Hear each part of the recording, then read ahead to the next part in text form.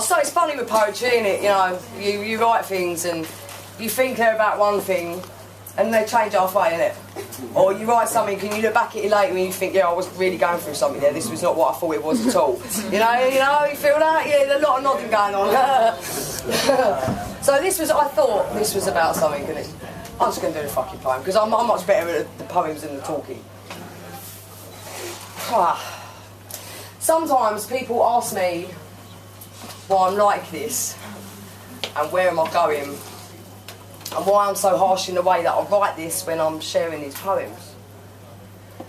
And then I'll remember that I am the progeny of a teen mum and a notorious villain, and after what I've seen I could have died young but I didn't. My story's glorious, different. I was on my knees for these words, they were laborious, written on what victorious isn't, though my odyssey's long. You want to be my audience?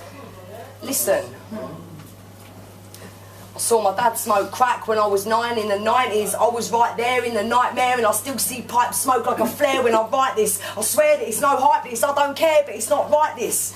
Like ISIS, I drop bombs from my lair with a slight hiss when I describe this. Poison in the air all around this rhyme in the second act. From terrorists, myself and my dad when he smoked crack. I really was born into the crime life. Raised into the crime life. Born and bred and born my own kids into a grime life. Sick of this shit, this ain't the high life. That's why I try and burn bright white when I write, because light might turn life into something I like. Something that can be truthful and on track, even if it can't be mild. Because I know what crack smoke looks like through the eyes of a child. Sadie. Past my 10th birthday, sat with my old man in Pentonville, where grasses get hurt all day and rats get put down like rent a kill.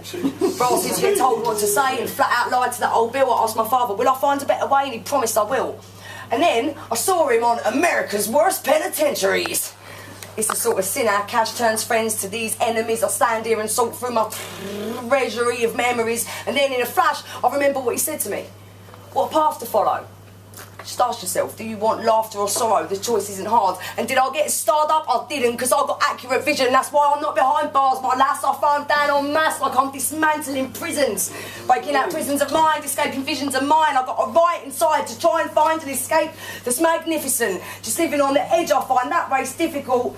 Tipping out of bed, I find that race difficult. Living on the edge, my mind's space is liminal. Sometimes I wish I fucking stayed a criminal. Because normal life is hard. And I struggle with my kids. A boring life is on the cards, but it's a piece of fucking piss compared to stashing empty raps in rappers of Audi own brand nappies, slapping stash from slappers like we own them gashes, bringing home the rations, flashing cash like it's not just scraps to fill platters, capping media chatters who'd have us blinging our asses like chavs, it's lies and it's gases just for distracting the masses. I've seen what happens to people who chase money like it's a keeper.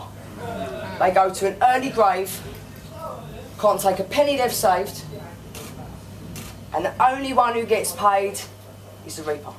Is that deep enough? Fuck money, it cheapens us. Yes. Yeah. What do you want the whole earth for? Shots got you living life like a turf war, but we are worth more even if we have to lurk poor. I don't shirk, I work more. My sole crime is in my speaking, but I look you in the eyeballs. I'm white gold, trash, but I'm seeking my survival. My strife is peaking and I'm taking on your idols. My life might be a motorbike crash, but that's because I'm breaking the cycle.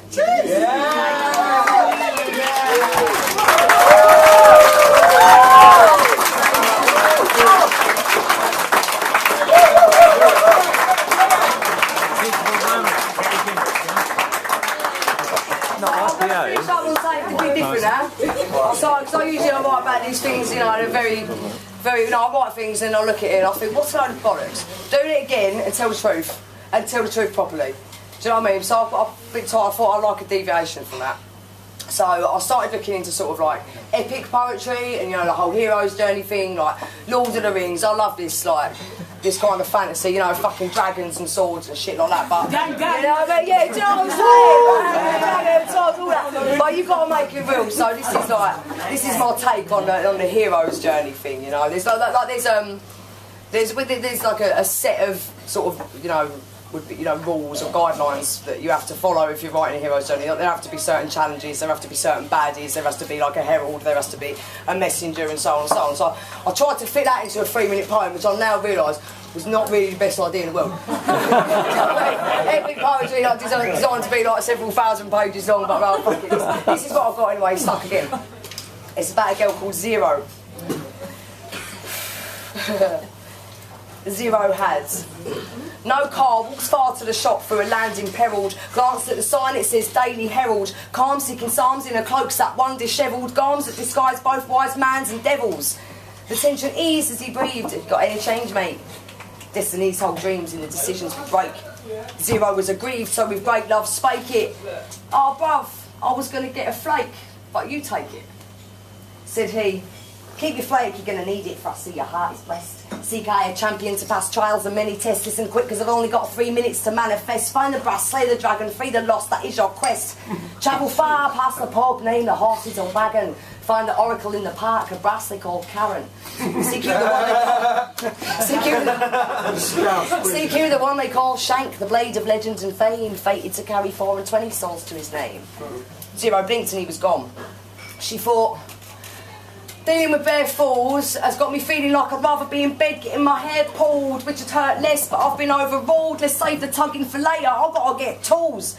I've got dragons to make lifeless and fortresses to storm, sightless, yet summoned by the battle drums in the horns, to a bench in the park where dwelt the oracle hall.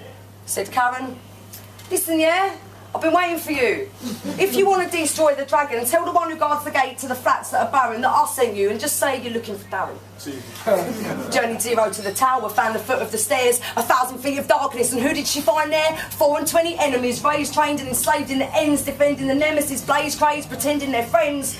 She sighed, let me pass, I've come to slay the powers that be. You're only bringing arms because you're swayed by the fall of the beast. Do your own bidding, this ain't winning, we could be bringing the peace. She marched the army to the Guardian, a shapeshifter called Kath, who laughed hard and recast into a three-headed staff. She barked, hark lady, poison flows through this estate like it's the rough river Styx in Hades, love. There's no passing this gate till you deliver this and pay me off. Zero smiled, replied kind and wise, I won't give Darren 2 pennies for my old man's blind eyes. She drew quick, Zero shivered with hindsight. We know she won't with us, she delivers with divine light. Like a white knight charging on a horse, and when the calf dog Severus roared, she drew a sword from the three-headed dog leash, cut the cord saying, okay, now I am sick of this, I'm Alistair Crowley feeding demon women acidic licorice, because I'm man in a world, but with a clitoris. Patience is gone, our heroes had enough. Now behold, iridescent the dragon, evil and smug. His excrescence is flagons of guns, knives, weapons and drugs, the very essence of what turns the pleasant to thugs. She cried, look upon me, I am Shank, they used to call me Zero. Yet 24 souls of us saved from hero. Her blade was her fear, reforged in light and revered. She didn't strike but reflected light, and all the enemies' knives and guns disappeared. Destiny was manifested, hope was resurrected, infected turned to good with just a shift in perspective. The legends are all true, no matter what you say, I was there, I walked with Zero every step of the way. I was the 24th soldier and I saw the dragon slain. The legend is, the lesson is this, and be sure that you heed it. Zero was blessed and her strange journey completed because she said yes and made change when she heard that it was needed. Thank you very much.